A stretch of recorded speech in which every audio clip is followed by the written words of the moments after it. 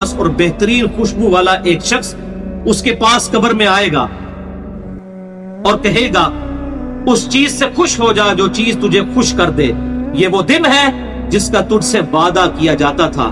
وہ شخص پوچھے گا کہ اے شخص تو کون ہے؟ تیرا چہرہ بھلائی لانے والا چہرہ ہے۔ وہ جواب دے گا میں تیرا عمل صالح ہوں، یعنی نیک عمال ایک خوبصورت انسان کی شکل میں اس کی قبر میں آ جائے۔ تو پھر وہ شخص کہے گا اے اللہ، اے میرے رب، جلدی کر، فوراً قیامت قائم فرما دے حتیٰ کہ میں اپنے اہل و عیال کی طرف چلا جاؤں۔ یعنی مومن کہے گا اللہ جلدی جلدی قیامت آئے، مجھے تو اینڈ رزلٹ نظر آ رہا ہے، مجھ سے انتظار نہیں ہوتا، فوراً قیامت آ جائے۔ ابھی سائملٹینیس کنٹراسٹ آنے والا ہے اس میں۔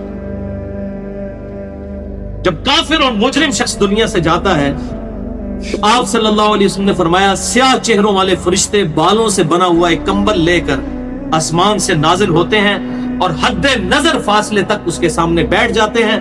پھر ملک الموت، موت کا فرشتہ آتا ہے حتیٰ کہ اس کے سر کے پاس بیٹھ جاتا ہے اور کہتا ہے خبیث روح، اللہ کی ناراضگی کی طرف چل۔ وہ روح اس کے جسم میں پھیل جاتی ہے تو وہ ملک الموت اس طرح اسے کھینچتا ہے جیسے لوہے کی سلاخ کو گیلے اون میں سے کھینچا جاتا ہے کر کے۔ گرم سلاخ جو ہے وہ اونی کپڑے کے اندر، گیلے کے اندر ڈال کے یوں کھینچی جائے نا، اس طرح اس کے پورے جسم سے اس کی روح نکالی جاتی ہے۔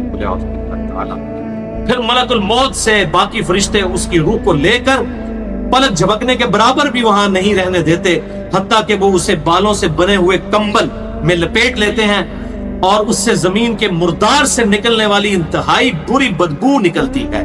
وہ اسے لے کر اوپر چڑھتے ہیں تو وہ فرشتوں کی جس جماعت کے پاس سے گزرتے ہیں تو فرشتوں کی جماعتیں کہتی ہیں کیسی خبیث روح ہے۔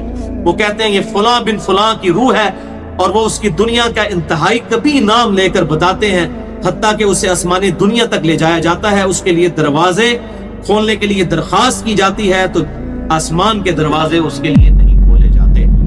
پھر رسول اللہ صلی اللہ علیہ وسلم نے سورۃ الاعراف کی آیت پڑھی کہ ان کے لیے آسمانوں کے دروازے نہیں کھولے جائیں گے، وہ جنت میں داخل بھی نہیں ہوں گے حتیٰ کہ اونٹ سوئی کے سوراخ سے گزر جائیں۔ یہ سورۃ الاعراف کی آیت آپ صلی اللہ علیہ وسلم نے پڑھی۔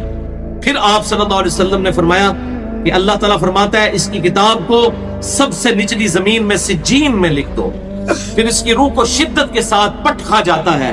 پھر آپ صلی اللہ علیہ وسلم نے یہ آیت تلاوت فرمائی سورہ الحج کی، جو شخص اللہ کے ساتھ شرک کرتا ہے گویا وہ آسمان سے گر پڑا تو آپ پرندے اسے اچک کر لے جائیں یا کسی دور جگہ پر پھینک دیں۔